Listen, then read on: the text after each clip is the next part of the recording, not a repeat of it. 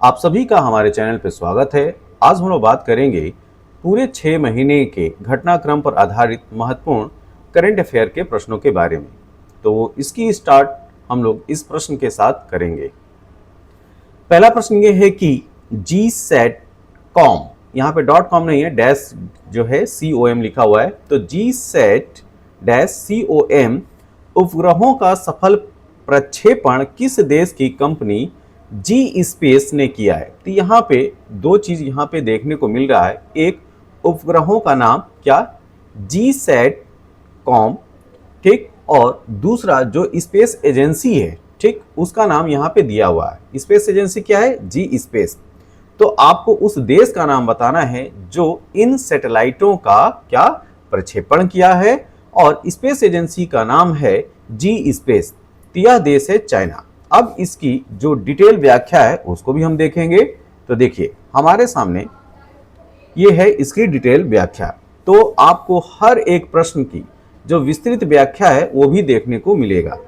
तो हमारे साथ आप जो है पूरे वीडियो में बने रहिए और हर एक प्रश्न की जो विस्तृत व्याख्या है उसका भी आनंद उठाइए। तो हमारे सामने जो पहला प्रश्न है उसका जो सही उत्तर है वो है चीन। चीन ने क्या क्या है कि चीन की जो कंपनी है क्या, जी स्पेस ने इंटरनेट ऑफ थिंग्स, जिसको शॉर्ट फॉर्म में IoT बोलते हैं, संचार के लिए 11 GSAT.com उपग्रहों का सफल प्रक्षेपण किया है। और इसका उद्देश्य क्या है, इसका उद्देश्य है वैश्विक स्तर पर स्मार्ट डिवाइसेज और सेंसरों के बीच संचार को सशक्त बनाना। जो स्मार्ट डिवाइसेज हैं जैसे आपके स्मार्टफोन्स हो गए, स्मार्ट टीवीज हो गए, और सेंसरों के बीच में कम्युनिकेशन को और मजबूत बनाना जो है इसका काम है। किसका काम है, इन सैटेलाइट्स का। सैटेलाइट्स का नाम क्या रखना है, याद रखना है, GSAT.com। और कंपनी कौन सी है, जी स्पेस, और देश कौन सा है, चीन। तो ये इंटरनेट ऑफ थिंग्स पे आधारित संचार के लिए 11 GSAT.com उपग्रहों का सफल प्रक्षेपण किया गया है। और किस देश ने किया है, चीन ने किया है, और इसकी कंपनी कौन सी है, जी स्पेस। अब चलते हैं अगले प्रश्न की तरफ। हमारे सामने जो अगला प्रश्न है कि S&P ग्लोबल ने 18 साल बाद भारत को कौन सी क्रेडिट रेटिंग प्रदान की है। यहाँ पे जो 4 ऑप्शंस हैं उनको देखिए और इसके आधार पर सही उत्तर बताइए। ठीक, आप लोग भी जो है थोड़ा सा मेंटल एक्सरसाइज कीजिए जिससे आपको आने वाले एग्जाम में ये प्रश्न याद रहें। ठीक है, तो S&P ग्लोबल ने 18 साल बाद भारत को कौन सी क्रेडिट रेटिंग प्रदान की है। तो ये रेटिंग है ऑप्शन बी, क्या, ऑप्शन बी, BBB। तो जो क्रेडिट एजेंसी है, ये जो कंपनियां होती हैं जैसे S&P ग्लोबल है, ये क्रेडिट एजेंसी होती हैं जो कि देश या कंपनियों की रेटिंग देती हैं। तो इन्होंने जो है 18 साल बाद भारत को BBB की रेटिंग दी है। अब इसका थोड़ा सा विस्तार से देखते हैं। तो स्टैंडर्ड एंड पुअर्स, S&P का फुल फॉर्म भी आपसे पूछा जा सकता है, क्या, स्टैंडर्ड एंड पुअर्स ने 18 वर्षों के बाद भारत की रेटिंग BBB मतलब कि स्टेबल आउटलुक दी है। ठीक है, तो BBB जो है एक स्टेबल अर्थव्यवस्था के लिए ये जो है रेटिंग दी जाती है। और यह निवेश ग्रेड रेटिंग है जो भारत की मजबूत आर्थिक स्थिति और वित्तीय स्थिरता को दर्शाती है। तो इससे जो है जो इन्वेस्टर हैं, जो फॉरेन इन्वेस्टर हैं अपने देश मतलब कि भारत में इस क्रेडिट रेटिंग को देख के जो है अंदाजा लगा सकते हैं कि यहाँ पे इन्वेस्टमेंट स्टेबल रहेगा। क्यों स्टेबल रहेगा, क्योंकि यहाँ की जो अर्थव्यवस्था है वो क्या है, स्टेबल है। यहाँ की जो फाइनेंशियल कंडीशन है वह क्या है, स्थिर है। इस प्रकार जो उनका इन्वेस्टमेंट जो होगा वह खतरे में नहीं होगा। तो देखिए आमतौर पर कोई भी जो इन्वेस्टर है वो क्या चाहता है कि उसका जो पैसा सुरक्षित रहे, सुरक्षित लोगों के पास रहे, सुरक्षित देश के पास रहे। तो देश कैसा होना चाहिए, स्टेबल इकोनॉमी वाला होना चाहिए। ठीक है, वित्तीय स्थिरता वाला देश होना चाहिए। तो स्टैंडर्ड एंड पुअर्स ने 18 साल बाद कौन सी रेटिंग दी है भारत को, तो BBB, ये याद रखना है, जो कि दर्शाता है कि भारत आर्थिक तौर पे काफी मजबूत देश है और वित्तीय स्थिरता यहाँ पे देखने को मिल रही है। अगला प्रश्न भी बहुत ज्यादा इंपॉर्टेंट है। ठीक, तो टिकाऊ विमानन ईंधन मतलब कि सस्टेनेबल एविएशन फ्यूल के लिए भारत का पहला ISCCORSIA प्रमाणन किसे मिला है? ठीक है, ISCCORSIA प्रमाणन किसे मिला है ये आपको बताना है। तो ये जो सर्टिफिकेट है वह इंडियन ऑयल को मिला है। ऑप्शन नंबर बी आपको ध्यान में रखना है। ठीक है, तो जो इंडियन ऑयल कॉर्पोरेशन है IOC, एक चीज और भी याद रखना है, IOC जो है महारत्नी कंपनी, महारत्ना कंपनी है। ठीक है, महारत्ना कंपनी है, ये भी याद रखना है। ठीक है, तो इंडियन ऑयल कॉर्पोरेशन को अंतर्राष्ट्रीय नागरिक उड्डयन संगठन ICAO द्वारा ISCCORSIA मतलब कि carbon offsetting and reduction scheme for international aviation प्रमाणन प्राप्त हुआ है, जिससे भारत टिकाऊ ईंधन मतलब कि सस्टेनेबल एविएशन फ्यूल उत्पादन में अग्रणी देश बन गया है। ठीक है, तो जो टॉप रैंकर्स हैं इस सस्टेनेबल एविएशन फ्यूल को जनरेट करने में, उसमें भारत भी आ गया है। और भारत की जो कंपनी है वो कौन सी है? Indian oil corporation. ठीक है, तो टिकाऊ विमानन ईंधन सस्टेनेबल एविएशन फ्यूल के लिए भारत का पहला ISCCORSIA प्रमाणन इंडियन ऑयल कॉर्पोरेशन को मिला है। ठीक है, और इंडियन ऑयल कॉर्पोरेशन क्या है? एक महारत्ना कंपनी है। क्या? महारत्ना। तो महारत्ना जो क्राइटेरिया होती है, जो हाई जो फंड वाली जो कंपनियां होती हैं, ठीक है, जिनका टर्नओवर बहुत ज़्यादा होता है, 5000 करोड़ से ज़्यादा होता है, वो महारत्ना का स्टेटस मिलता है। ठीक है, तो जो इंडियन ऑयल कॉर्पोरेशन है ये भी याद रखिएगा, महारत्ना कंपनी है, और इसको जो है ISCCORSIA का प्रमाणन मिला है। किसके लिए? सस्टेनेबल एविएशन फ्यूल के लिए। और यह जो है सर्टिफिकेट कौन जारी किया है? तो अंतर्राष्ट्रीय नागरिक उड्डयन संगठन ICAO के द्वारा। अगला प्रश्न भी काफी ज्यादा इंपॉर्टेंट है। ठीक है, किस राज्य केंद्र शासित प्रदेश की खुबानी का पहली बार सऊदी अरब को निर्यात किया गया है? तो यह है लद्दाख। अभी हाल फिलहाल में जो है लद्दाख काफी हाईलाइट था, तो लद्दाख से संबंधित इस तरह के अगर प्रश्न आते हैं तो आपके एग्जाम के लिए इंपॉर्टेंट हो जाएगा। खुबानी होता क्या है? खुबानी है, ये है एप्रिकॉट। ठीक है, तो लद्दाख के कारगिल क्षेत्र में उत्पादित खुबानी मतलब एप्रिकॉट का पहली बार सऊदी अरब को निर्यात किया गया है, और यह भारत की कृषि निर्यात नीति में एक महत्वपूर्ण उपलब्धि है। तो लद्दाख क्षेत्र का भी कुछ प्रोडक्ट क्या विदेशों में एक्सपोर्ट हो रहा है। तो ये जो है लद्दाख के लिए, और लद्दाख के साथ साथ पूरे भारत के लिए जो है वो एक जो है वो गुड न्यूज है। ठीक है, तो जो लद्दाख का खुबानी है, जिसको एप्रिकॉट इंग्लिश में बोलते हैं, उसको पहली बार सऊदी अरब को निर्यात किया गया है। ठीक है, तो हमारे कृषि एक्सपोर्ट जो एग्रीकल्चर एक्सपोर्ट है उसके लिए काफी अच्छी उपलब्धि है। नेक्स्ट, अगला प्रश्न भी काफी अच्छा है। ठीक है, यहाँ पे आप देख सकते हैं कि प्रश्न ये है कि AI आधारित सभागार का शुभारंभ किसने किया है? यहाँ पे आपको उस मिनिस्ट्री का नाम बताना है जिसने आर्टिफिशियल इंटेलिजेंस बेस्ड एक सभागार का शुभारंभ किया है। तो ये है पंचायती राज मंत्रालय। क्या? पंचायती राज मंत्रालय।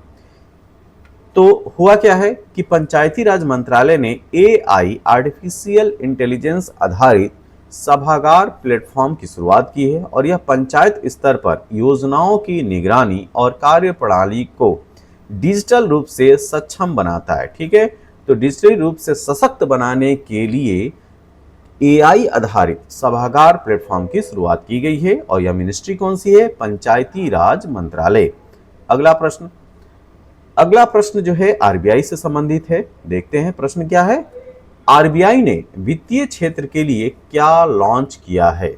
आपको बताना है कि फाइनेंशियल सेक्टर में RBI ने क्या लॉन्च किया है हाल फिलहाल में।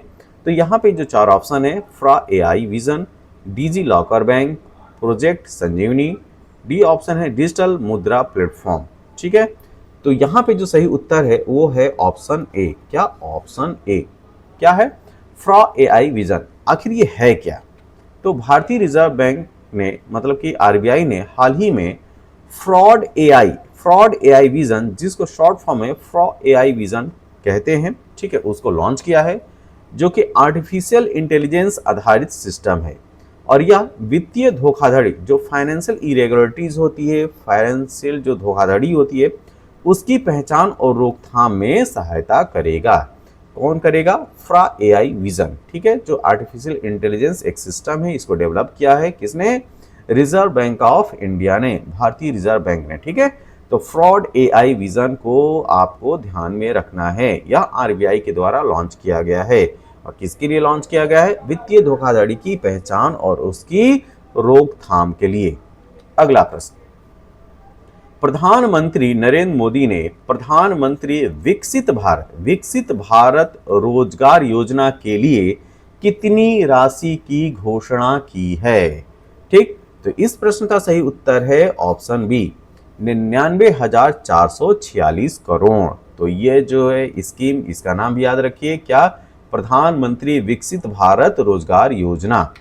तो प्रधानमंत्री मोदी ने रोजगार सृजन और आत्मनिर्भर भारत अभियान के अंतर्गत, ठीक है, तो एम्प्लॉयमेंट जनरेशन प्रोग्राम और सेल्फ रिलायंस इंडिया जो अभियान है, उसके अंतर्गत प्रधानमंत्री विकसित भारत रोजगार योजना के लिए 99,446 करोड़ का बजट घोषित किया गया है। तो एक चीज आपको जो है वो ध्यान में ये रखना है कि कभी कभी पेपर में आपसे जो बजट का जो अमाउंट होता है, कोई भी जो योजनाएं होती हैं उसके लिए कितना बजट एलोकेट किया गया है, वह धनराशि भी पूछ ली जाती है, ठीक है। तो यहाँ पे प्रधानमंत्री विकसित भारत रोजगार योजना के लिए 99,446 करोड़ रुपए का प्रावधान किया गया है। इतनी राशि जो है घोषित की गई है। और इसका उद्देश्य क्या है? इसका उद्देश्य है रोजगार का सृजन करना और आत्मनिर्भर भारत अभियान को मजबूती देना। अगला प्रश्न, प्रधानमंत्री मोदी ने स्वदेशी तकनीक से प्रमुख प्रतिष्ठानों की सुरक्षा हेतु कौन सा मिशन लॉन्च किया है? ठीक, प्रश्न फिर से देखिए, प्रश्न क्या है? प्रधानमंत्री मोदी ने स्वदेशी तकनीक से प्रमुख प्रतिष्ठानों की सुरक्षा हेतु कौन सा मिशन लॉन्च किया है? तो यह मिशन है ऑप्शन सी, मिशन सुदर्शन चक्र। किसी को जो है पता नहीं चलेगा कि ये भी ऑप्शन हो सकता है क्या? तो मिशन सुदर्शन चक्र आपको जो है वो ध्यान में रखना है। यह किसके लिए है? यह जो है जो मिशन सुदर्शन चक्र है, भारत की स्वदेशी तकनीक पर आधारित सुरक्षा प्रणाली है, जिसे देश के प्रमुख रक्षा और सरकारी प्रतिष्ठानों की सुरक्षा के लिए प्रारंभ किया गया है, ठीक है।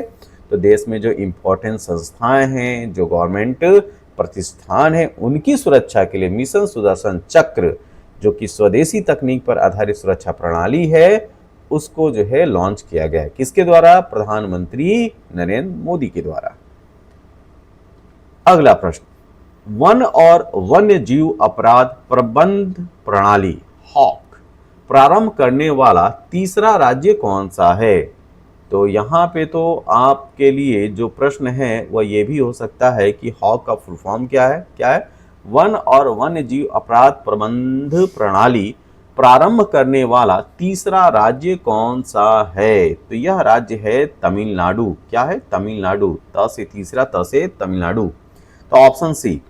अब देखते हैं आखिर ये है क्या। तो तमिलनाडु सरकार ने वन अपराधों की डिजिटल निगरानी के लिए, ठीक है, आप देख रहे हो कि हर एक चीज में, वो पंचायत हो, चाहे फाइनेंशियल हो, चाहे रोजगार सृजन की बात हो, या यहाँ पे वाइल्ड लाइफ की बात की जा रही है, हर जगह जो है डिजिटल या जो आर्टिफिशियल इंटेलिजेंस टेक्नोलॉजी है या internet of things based technology है, उसका जो है समावेश किया जा रहा है, ठीक है। तो देखिए यहाँ पे तमिलनाडु सरकार ने वन अपराधों की डिजिटल निगरानी के लिए हॉक, मतलब कि इसका फुल फॉर्म देखिए, हॉस्टाइल एक्टिविटी वॉच कर्नेल, क्या? हॉस्टाइल एक्टिविटी वॉच कर्नेल प्रणाली शुरू की है। और यह प्रणाली पहले आंध्र प्रदेश और उसके बाद उत्तराखंड में लागू की गई थी। तो यहाँ पे देखिए, ये जो तमिलनाडु है वह तीसरा राज्य है, जबकि पहला राज्य कौन सा है? वो है आंध्र प्रदेश, ठीक है। आंध्र प्रदेश तो पहला हो गया, ठीक। और दूसरा कौन सा है? दूसरा जो है वो है उत्तराखंड, यूके, ठीक है। अब चलते हैं अगले प्रश्न की तरफ। हमारे सामने ये जो 10वां प्रश्न है वह यह है कि भारत के 79th 19वें स्वतंत्रता दिवस पर स्पेस नीडल पर पहली बार तिरंगा कहाँ फहराया गया? ठीक, तो ये है सिएटल, यूएसए का शहर है सिएटल। वहां पे 79th इंडिपेंडेंस डे पर स्पेस नीडल पर पहली बार तिरंगा को फहराया गया। ठीक, तो अमेरिका के सिएटल शहर में स्थित प्रसिद्ध टावर स्पेस नीडल, ये भी याद रखिएगा कि स्पेस नीडल किस शहर में है? सिएटल, अमेरिका का शहर है सिएटल।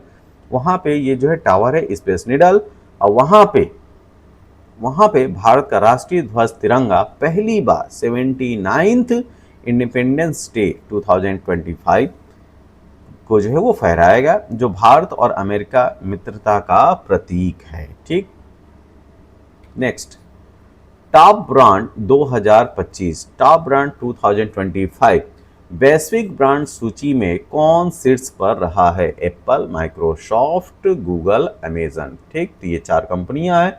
इन 4 कंपनियों में से आपको बताना है कि टॉप ब्रांड 2025 वैश्विक ब्रांड सूची में कौन सबसे आगे रहा है, टॉप मोस्ट रहा है? तो जी हाँ, ये है माइक्रोसॉफ्ट। ठीक है, माइक्रोसॉफ्ट, ऑप्शन बी। तो वैश्विक ब्रांड परामर्श कंपनी इंटरब्रांड द्वारा जारी टॉप ब्रांड 2025 ग्लोबल रैंकिंग में माइक्रोसॉफ्ट ने पहला स्थान प्राप्त किया है, और यह नवाचार मतलब कि इनोवेशन, आर्टिफिशियल इंटेलिजेंस और क्लाउड सर्विसेज में अपनी मजबूत पकड़ के कारण शीर्ष पर रहा है। ठीक है, तो इनोवेशन, आर्टिफिशियल इंटेलिजेंस और क्लाउड कंप्यूटिंग जो सर्विसेज हैं उसके लिए जो है इसको जो है पहली रैंक प्राप्त हुई है, और इस पे जो है इसका एक तरफा राज है। ठीक है, किसका? माइक्रोसॉफ्ट कंपनी का। तो वैश्विक ब्रांड परामर्श कंपनी जो इंटर ब्रांड द्वारा जो जारी टॉप ब्रांड 2025 ग्लोबल रैंकिंग है, उसमें माइक्रोसॉफ्ट को पहला स्थान प्राप्त हुआ है।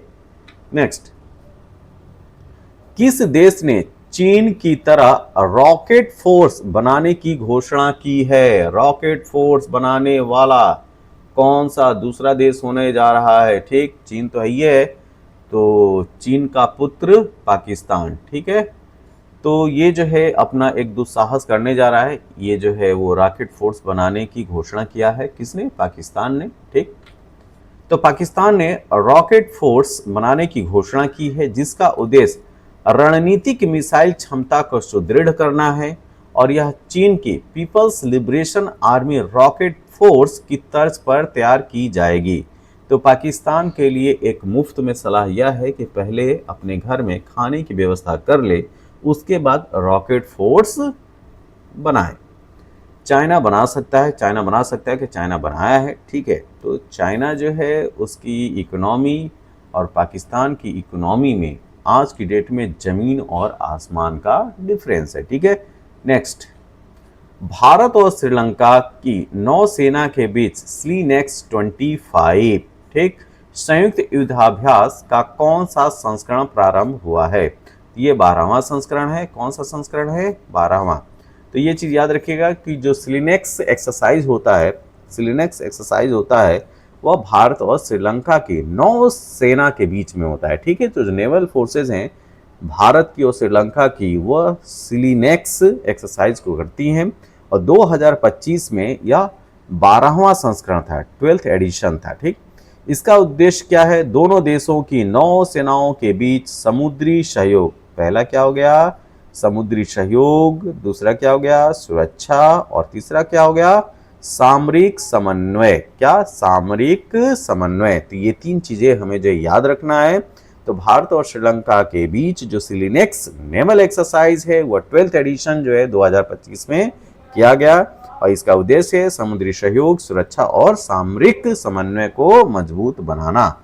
नेक्स्ट, वर्ष 2030, 14वां प्रश्न है कि वर्ष 2030 तक चंद्रमा पर परमाणु रिएक्टर प्रारंभ करने की घोषणा किसने की है? अब देखिए, अपने पृथ्वी पे तो ये है ही क्या परमाणु रिएक्टर, अब चंद्रमा पे परमाणु रिएक्टर प्रारंभ करने की घोषणा हो गई है। अब आपको बताना है कि कौन सा देश है जिसकी स्पेस एजेंसी ने जो है ये बात कही है। तो ये कोई और नहीं है, ये है नासा। क्या है? नासा ने यह घोषणा किया है कि 2030 तक चंद्रमा पर परमाणु रिएक्टर प्रारंभ करेंगे। ठीक, तो एटॉमिक रिएक्टर की बात नासा ने की है चंद्रमा पर करने की।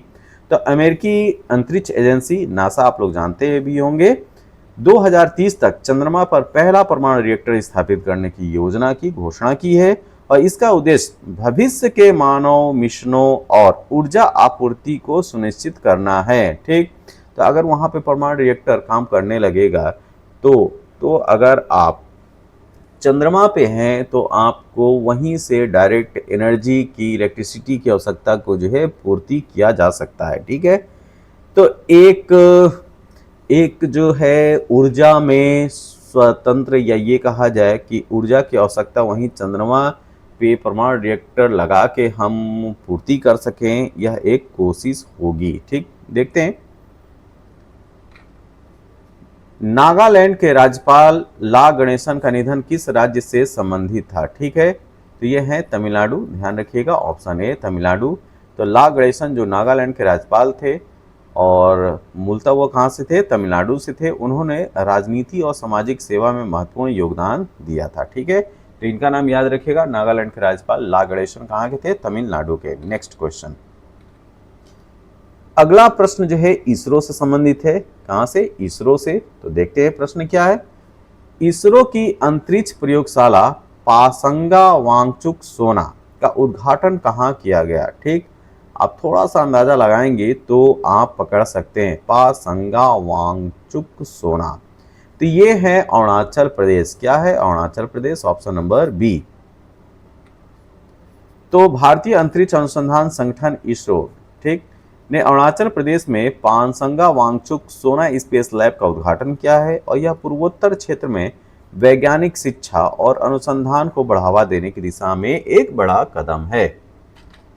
महाराष्ट्र डाक मंडल ने फिल्म शोले की स्वर्ण जयंती पर क्या जारी किया है? ठीक, तो इन्होंने चित्र, पोस्टकार्ड और प्रस्तुति पैक जो है वो जारी किया है। ठीक, तो महाराष्ट्र डाक मंडल ने प्रतिष्ठित फिल्म शोले, ठीक, के 50 वर्ष पूरे होने पर चित्र, पोस्टकार्ड और प्रस्तुति पैक जारी किया, जिससे भारतीय सिनेमा की ऐतिहासिक उपलब्धियों को सम्मान दिया गया है। ठीक, विधि समस्त स्थानांतरण दिवस, डी जूरे ट्रांसफर डे कहां मनाया गया? बहुत ज्यादा इंपॉर्टेंट ये क्वेश्चन है। ठीक है, विधि समस्त स्थानांतरण दिवस, डी जूरे ट्रांसफर डे कहां मनाया गया? तो ये मनाया गया है गोवा में, ऑप्शन नंबर बी। तो 16 अगस्त को गोवा में विधि समस्त स्थानांतरण दिवस मनाया गया। 1961 में गोवा को पुर्तगाल से मुक्त कराया गया था और 1962 में इस दिन यह आधिकारिक रूप से भारत का हिस्सा हो गया। ठीक है, तो आधिकारिक रूप से 1962 से जो गोवा भारत का हिस्सा है। ठीक, और गोवा पे पहले जो है किसका राज्य था, किसका राज था? तो वह जो था वो पुर्तगालियों का। Next question, Indian film festival of Melbourne 2025 में सर्वश्रेष्ठ फिल्म का अवार्ड किसे मिला है? ठीक, ये भी काफी अच्छा प्रश्न है। कभी कभी जो फिल्म पुरस्कारों से भी प्रश्न पूछे जाते हैं। तो होम बाउंड मूवी का नाम याद रखिएगा, ऑप्शन नंबर बी। ठीक, तो Indian film festival of Melbourne 2025 में फिल्म होम बाउंड को सबसे फिल्म, बेस्ट फिल्म का पुरस्कार मिला और यह फिल्म भारतीय परिवार, प्रवासी जीवन और भावनात्मक जुड़ाव पर आधारित है। अगला प्रश्न, थायुमानवर थित्तम योजना किस राज्य में शुरू की गई है? ठीक है, थायुमानवर थित्तम योजना कभी कभी जो है जो साउथ इंडिया की योजनाएं हैं, प्रमुख योजनाएं, उनसे भी प्रश्न पूछा जाता है। तो देखिए ये है तमिलनाडु राज्य। ठीक, तमिलनाडु राज्य। तो तमिलनाडु सरकार ने थायुमानवर थित्तम योजना की शुरुआत की है, जिसके तहत समाज के कमजोर वर्गों को आवास, शिक्षा, सामाजिक सुरक्षा से जोड़ने का प्रयास किया जाएगा। ठीक है, तो समाज के जो कमजोर तबके के लोग आते हैं उनके लिए घर की व्यवस्था, उनके लिए शिक्षा, एजुकेशन और सोशल सिक्योरिटी से जोड़ने का प्रयास है इस योजना का। योजना का नाम क्या है? थायुमानवर थित्तम योजना, जो कि तमिलनाडु सरकार ने प्रारंभ किया है। अगला प्रश्न, हाल ही में हॉक सिस्टम लागू करने वाला तीसरा राज्य कौन सा है? ये थोड़ा सा रिपीट हो गया क्वेश्चन। ये है तमिलनाडु। ठीक, पहला राज्य है आंध्र प्रदेश। तो home and work place knowledge system को साइबर अपराध नियंत्रण, डेटा मॉनिटरिंग और रियल टाइम सर्विलेंस के उद्देश्य से लागू किया है और तमिलनाडु इस सिस्टम को लागू करने वाला तीसरा राज्य बन गया है। मलेशिया इंटरनेशनल चैलेंज 2025 में महिला एकल खिताब किसने जीता है? ठीक है, तो आपको बताना है कि यह खिताब किसके हाथ लगा है। ठीक है, तो यह है देविका सिहाग। कौन? देविका सिहाग। तो भारतीय बैडमिंटन खिलाड़ी देविका सिहाग ने मलेशिया इंटरनेशनल चैलेंज 2025 में शानदार प्रदर्शन करते हुए महिला एकल खिताब अपने नाम किया है। 23rd क्वेश्चन, चीन के विदेश मंत्री वांग यी हाल ही में भारत की यात्रा पर आए और यह यात्रा कितने दिनों की थी? ठीक है, तो देखिए यह 2 दिवसीय यात्रा थी। किसकी? चीन के विदेश मंत्री। नाम क्या है? वांग यी। तो चीन के विदेश मंत्री वांग यी की भारत यात्रा का उद्देश्य द्विपक्षीय संबंधों को मजबूत करना और सीमा मुद्दों पर वार्ता को आगे बढ़ाना था। नेक्स्ट, भारत का विदेशी मुद्रा भंडार बढ़कर कितने अरब डॉलर हो गया है? एक्चुअली में हाल फिलहाल के जो भी एग्जाम हो रहे हैं वहां पे यह प्रश्न जो है बार बार पूछा जा रहा है। ठीक है, तो भारत का जो फॉरेन एक्सचेंज है, ठीक है, विदेशी मुद्रा भंडार है, फॉरेक्स रिजर्व जो है वह बढ़कर कितने अरब डॉलर हो गया है, ये आपको बताना है। तो इस प्रश्न का सही उत्तर है 693.62। क्या? 693.62 अरब डॉलर। तो भारतीय रिजर्व बैंक ऑफ इंडिया के नवीनतम आंकड़ों के अनुसार भारत का विदेशी मुद्रा भंडार 693.62 अरब डॉलर के नए उच्चतम स्तर पर पहुंच गया है। ठीक, ये डेटा जो है वो सितंबर महीने का है, ध्यान रखिएगा।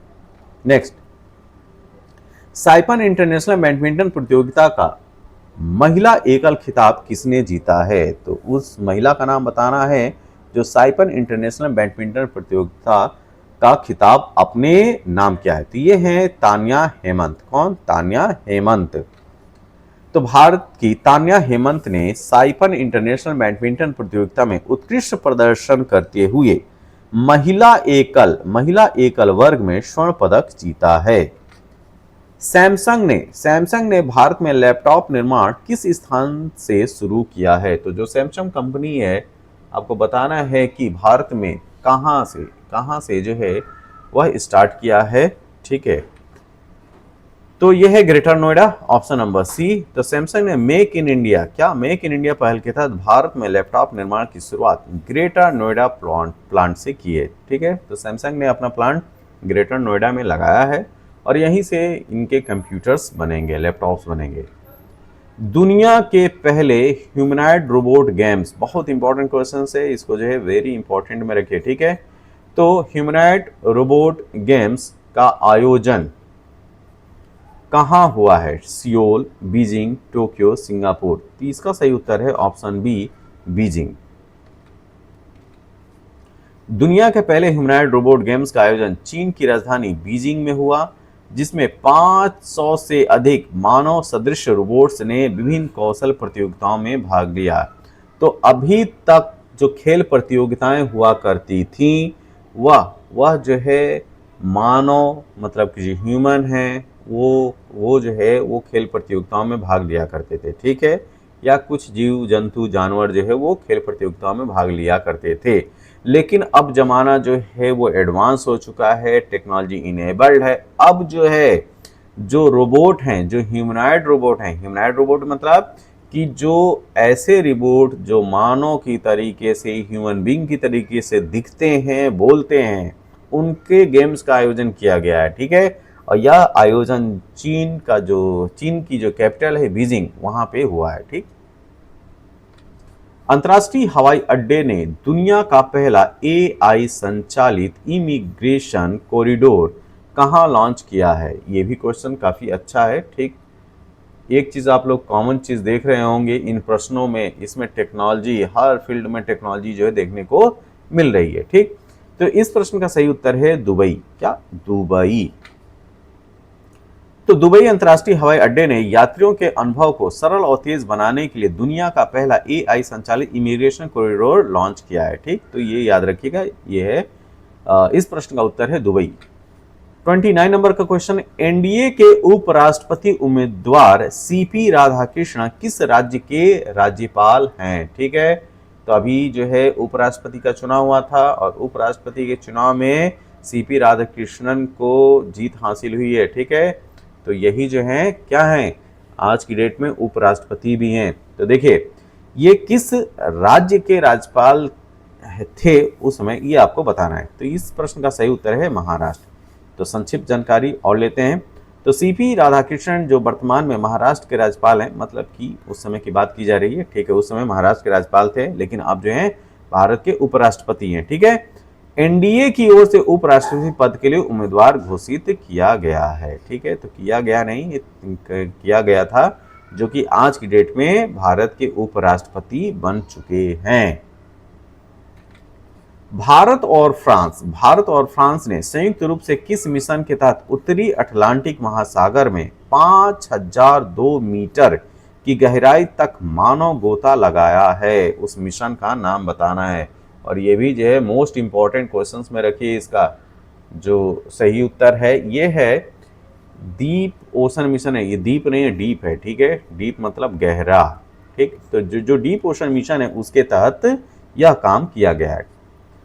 तो भारत और फ्रांस, तो यहाँ पे जो दूसरा देश है फ्रांस, इसको भी याद रखिएगा। तो भारत और फ्रांस के सहयोग से डीप ओशन मिशन के तहत वैज्ञानिकों ने उत्तरी अटलांटिक में, जो नॉर्थ अटलांटिक है उसमें 5002 मीटर, मतलब कि लगभग 5 किलोमीटर की बात की जा रही है। तो 5002 मीटर की रिकॉर्ड गहराई तक मानव गोता लगाया और इसका उद्देश्य गहरे समुद्र में खनिज, तेल और गैस संसाधनों की खोज करना है। तो जो डीप ओशन एक्सप्लोरेशन मिशन है, इसका उद्देश्य ये क्या, समुद्र का जो खजाना है, समुद्र में बहुत खजाना है भाई साहब। ठीक है, मतलब समझिए कि जो आप लैंड सरफेस पे जो भूस्थल है वहाँ पे जितने खनिज मिनरल्स आपको नहीं मिलेंगे, उससे कई गुना ज़्यादा आपको समुद्र की गहराइयों में उपलब्ध है। ठीक, इसी वजह से भारत का जो डीप ओशन एक्सप्लोरेशन मिशन है उसको प्रारंभ किया गया है और इसका उद्देश्य क्या है, गहरे समुद्र में खनिज, तेल और गैस संसाधनों की खोज करना। डेज़ ट्रांसफर डे किस केंद्र शासित प्रदेश में मनाया गया? ठीक, तो इसको जो है इस प्रश्न का सही उत्तर आपको बताना है। ठीक, तो देखिए ये जो है पुडुचेरी के द्वारा मनाया गया। तो आखिर ये है क्या? तो देखिए डेज़ ट्रांसफर डे हर वर्ष 16 अगस्त को पुडुचेरी में मनाया जाता है और यह दिन 1962 में पुडुचेरी के भारत में औपचारिक विलय की याद में मनाया जाता है। यह फ्रांस से स्वतंत्रता का प्रतीक दिवस है। ठीक, तो ये चीज भी याद रखिएगा। विश्व मानवतावादी दिवस 2025 कब मनाया गया? ठीक, ये भी काफी अच्छा प्रश्न है। तो ये मनाया गया 19 अगस्त को। क्या? 19 अगस्त को, ऑप्शन बी। तो वर्ल्ड ह्यूमैनिटेरियन डे 19 अगस्त को मनाया जाता है। यह दिवस संयुक्त राष्ट्र द्वारा उन मानवतावादियों के सम्मान में मनाया जाता है जिन्होंने संकट की स्थितियों में जान जोखिम में डालकर सेवा की। भारत का पहला हटाने योग्य सौर पैनल किस स्थान पर रेलवे पटरियों पर लगाया गया? ठीक, तो इस प्रश्न का सही उत्तर है चितरंजन। ठीक है, तो चितरंजन लोकोमोटिव वर्क्स CLW ने रेलवे पटरियों पर भारत का पहला हटाने योग्य सौर पैनल लगाया है। इसका उद्देश्य हरित ऊर्जा को बढ़ावा देना और रेलवे को नेट जीरो उत्सर्जन की दिशा में आगे बढ़ाना है। समाचार पत्रों और पत्रिकाओं के पंजीकरण को सरल बनाने के लिए कौन सा पोर्टल लॉन्च किया गया है? तो कभी कभी पोर्टल से भी क्वेश्चंस आ जाते हैं। तो इस प्रश्न का सही उत्तर है प्रेस महापंजीयक ने प्रेस सेवा पोर्टल को लॉन्च किया है। किसको लॉन्च किया है? Press Sewa portal. तो प्रेस महापंजीयक register of newspaper for India RNI ने प्रेस सेवा पोर्टल लॉन्च किया है। इसका उद्देश्य पत्र पत्रिकाओं के ऑनलाइन पंजीकरण को पारदर्शी और सरल बनाना है। भारत पोल का संबंध किससे है? ये भी काफी अच्छा प्रश्न है। तो इसका संबंध है central bureau of India investigation, ठीक है, सीबीआई से। आखिर है क्या, तो भारत पोल का संबंध CBI central bureau of investigation से है और यह पहल देश में भ्रष्टाचार, अपराध और अन्य मामलों पर जनमत एकत्र करने से जुड़ी है। भाविना पटेल ने कहां आयोजित स्पोकन ITTF विश्व पैरा स्पर्धाओं में स्वर्ण और रजत, देखिए दोनों स्वर्ण और रजत पदक जीता है, ये आपको बताना है। तो यहाँ पे जो ये प्रतियोगिता जो है यूएसए में हुई थी, तो वहाँ पे इन्होंने जीता है। तो भारतीय पैरा टेबल टेनिस खिलाड़ी भाविना पटेल ने यूएसए के स्पोकन शहर में आयोजित ITTF विश्व पैरा चैंपियनशिप 2025 में 1 स्वर्ण और 1 रजत पदक जीता है। नई प्रजाति फिनिक्स रॉक्स बरगाई का संबंध किससे है, तो ये जो है वो ताड़ का वृक्ष है, ऑप्शन नंबर बी। तो फिनिक्स रॉक्सवा एक नई ताड़ प्रजाति है, पाम स्पीसीज, जो भारतीय उपमहाद्वीप में पाई जाती है, इंडियन सबकॉन्टिनेंट में, और इसका अध्ययन पारिस्थितिकी और पर्यावरण विज्ञान के क्षेत्र में महत्वपूर्ण माना जा रहा है। नेक्स्ट, रोबोटों का ओलंपिक 2025 किस संस्थान में शुरू हुआ, ठीक, ये भी काफी अच्छा प्रश्न है। तो उस संस्थान का नाम बताना है, तो ये है IIT मणिपुर, ऑप्शन बी। तो रोबोटों का ओलंपिक्स ऑफ रोबोट्स 2025 का आयोजन IIT मणिपुर में किया गया और इसका उद्देश्य रोबोटिक्स, आर्टिफिशियल इंटेलिजेंस और स्वचालन तकनीकों को प्रोत्साहित करना है। ऑपरेशन सद्भावना के तहत आरोग्यम स्वास्थ्य केंद्र का उद्घाटन कहाँ हुआ है, ठीक, ये भी अच्छा प्रश्न है। तो इसका उद्घाटन तवांग, अरुणाचल प्रदेश में जो तवांग डिस्ट्रिक्ट है वहाँ पे इसका जो है शुभारंभ किया गया। तो भारतीय सेना द्वारा चलाए जा रहे ऑपरेशन सद्भावना के तहत तवांग, अरुणाचल प्रदेश में आरोग्यम स्वास्थ्य केंद्र का उद्घाटन किया गया और इसका उद्देश्य सीमावर्ती क्षेत्र में स्वास्थ्य सेवाओं को मजबूत करना है।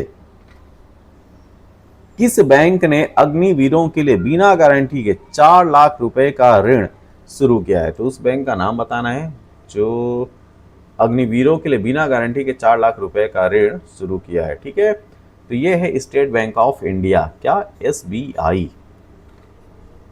तो भारतीय स्टेट बैंक ऑफ इंडिया ने अग्निवीर कॉरिडोर स्कीम के तहत बिना किसी गारंटी के 4 लाख का ऋण देने की योजना शुरू की है और इसका उद्देश्य सेना में कार्यरत अग्निवीर जवानों को वित्तीय सहायता प्रदान करना है। 41 नंबर का क्वेश्चन है, पैरा टेनिस में विश्व की नंबर 1 खिलाड़ी कौन बनी है, ठीक, तो उस खिलाड़ी का नाम बताना है। तो ये है भाविना पटेल, क्या, भाविना पटेल। तो भारत की पैरा टेबल टेनिस खिलाड़ी भाविना पटेल ने विश्व रैंकिंग में नंबर 1 स्थान हासिल किया है। उन्होंने टोक्यो पैरालंपिक में रजत और कई अंतर्राष्ट्रीय टूर्नामेंट में स्वर्ण पदक जीतकर देश का गौरव बढ़ाया है। तपस्या ने 2025 अंडर 20 विश्व कुश्ती चैंपियनशिप में कौन सा पदक जीता है, तो तपस्या जो है किससे संबंधित है, वह है कुश्ती से। तो तपस्या ने 2025 अंडर 20 विश्व कुश्ती चैंपियनशिप में कौन सा पदक जीता है, ये आपको बताना है। इस प्रश्न का क्या सही उत्तर होगा, तो इन्होंने गोल्ड हासिल किया है, ठीक, ऑप्शन ए। भारतीय पहलवान तपस्या ने 2025 की अंडर 20 विश्व कुश्ती चैंपियनशिप में स्वर्ण पदक जीतकर इतिहास रचाया और यह भारत की महिला पहलवानों के लिए एक नई प्रेरणा बनी है। नेक्स्ट, किस राज्य सरकार ने 18 वर्ष से अधिक उम्र के व्यक्ति का नाम आधार कार्ड में शामिल न करने का निर्णय लिया है, ठीक, तो ये राज्य है असम, ठीक है, असम। तो असम सरकार ने निर्णय लिया है कि अब 18 वर्ष से अधिक उम्र वाले व्यक्ति का नाम परिवार के आधार कार्ड में नहीं जोड़ा जाएगा। यह कदम नागरिकता और जनगणना की सटीकता सुनिश्चित करने के लिए उठाया गया है, ठीक।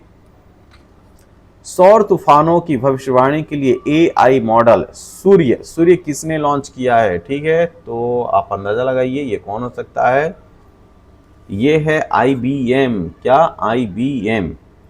तो IBM ने नासा के सहयोग से एक नया AI मॉडल सूर्य विकसित किया है जो सोलर स्टॉर्म, ठीक है, सोलर स्टॉर्म जो सूर्य पे जो फ्लेयर्स डेवलप होती हैं, आग की लपटें जो डेवलप होती हैं, उसको सोलर स्टॉर्म बोलते हैं, कि सटीक भविष्यवाणी कर सकता है, ठीक है, और इससे उपग्रह संचार और अंतरिक्ष यानों की सुरक्षा में मदद मिलेगी। तो इस कंपनी का नाम याद रखिएगा, IBM। और IBM का जो फुल फॉर्म होता है वह क्या होता है, आप जो है कमेंट बॉक्स में इसका उत्तर देंगे। भारत का पहला 100% डिजिटल साक्षर राज्य कौन सा है? ठीक है, तो 100% डिजिटल साक्षर राज्य कौन हो सकता है? जी हाँ, ऑप्शन नंबर 1 केरल है। तो केरल ने देश का पहला 100% डिजिटल साक्षर राज्य बनने का गौरव प्राप्त किया है और इस पहल के तहत राज्य के सभी नागरिकों को डिजिटल सेवाओं का उपयोग सिखाया गया है। भारत और चीन ने लीपू लेख दर्रे से व्यापार शुरू करने पर सहमति जताई है और यह किस राज्य में है? ठीक है, ये बहुत ही आसान सा प्रश्न है। लीपू लेख जो है वह उत्तराखंड में है, ऑप्शन बी। तो लीपू लेख दर्रा भारत के उत्तराखंड राज्य में स्थित है। भारत और चीन ने इस दर्रे के माध्यम से सीमा पार व्यापार फिर से शुरू करने पर सहमति जताई है।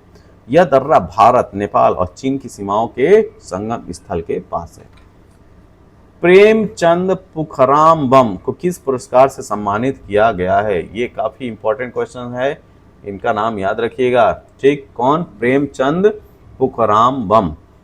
इनको ललित कला अकादमी पुरस्कार से नवाजा गया है, ऑप्शन नंबर बी। मणिपुर के कलाकार हैं प्रेमचंद पुखरामबम को ललित कला अकादमी पुरस्कार 2025 से सम्मानित किया गया है। उन्हें यह सम्मान समकालीन कला में उनके अद्भुत योगदान के लिए दिया गया है। तो नाम याद रखिएगा, प्रेमचंद पुखरामबम।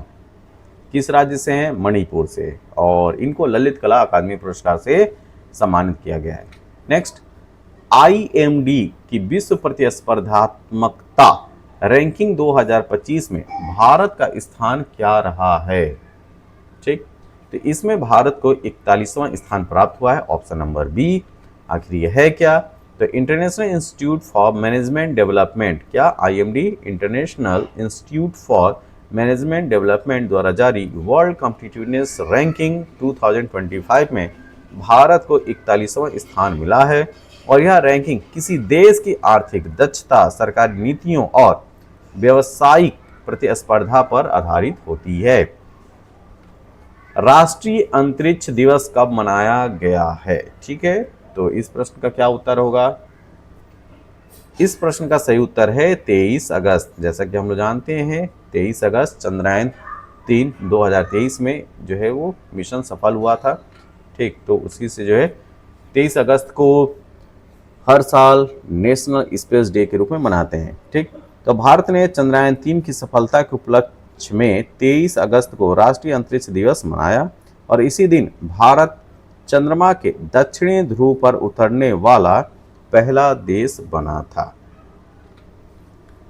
भारत ने जेट इंजन निर्माण के लिए किस देश की कंपनी सफ्रान का नाम याद रखिए, सफ्रान से साझेदारी की है?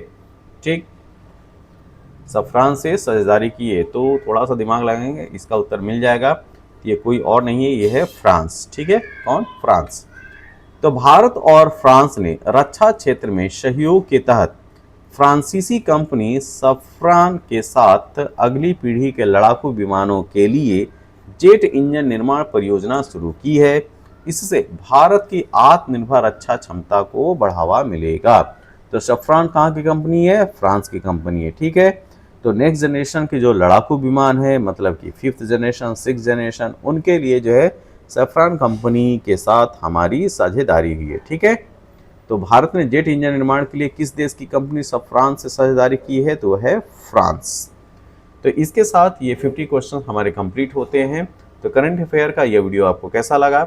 आगे की सीरीज में हम और जो है क्वेश्चंस लेकर आएंगे। तो हमारी ये जो करंट अफेयर की सीरीज है वह जो है वह चलती रहेगी। यह वीडियो कैसा लगा? जैसा भी लगा हो आप अपने सुझाव जो है कमेंट बॉक्स में जरूर दें। तब तक के लिए थैंक यू, धन्यवाद।